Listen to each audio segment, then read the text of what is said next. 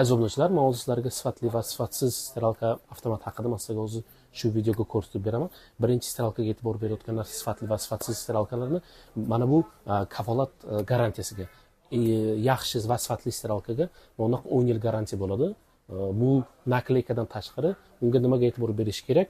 Ochib, mana bu kafolat taloni, har bitta steralkani o'zida kafolat taloni bo'ladi. Mana bu yerga o'z kameraga yaqinlashib hozir ko'rsataman. Mana steralli mashinaga 3 yil, motoriga esa 10 yil garantiyasi bo'ladi. Ko'pincha steralkalarga mana bu nakleykasi bo'ladi-yu, lekin kafolat taloniga u narsa yozilmaydi. Garantiyasi faqat 3 yil deb bo'ldi. Va ikkinchi narsa nimaga e'tibor berish kerak? U steralkamizning zamokiga.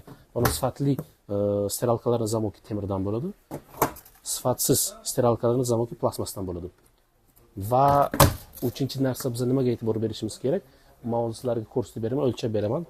Mana steralkalarni ichki qismiga, ya'ni mana bu joyga yaxshi va sifatli steralkalarni mana bu yerga hozir ko'rsangiz bo'ladi, yaqinlashgan holatda 34-35 sm mana bu ko'rsatyapti. Masalan, bu firmaniki sifatsiz steralkalarniki mana 30-31 bo'ladi mayda. Endi qancha bunaqa joyi qancha balandligi baland bo'lsa, ichi katta bo'lsa, shuncha katta kurtka, kampal, adyallarni ichiga yuvsangiz bo'ladi.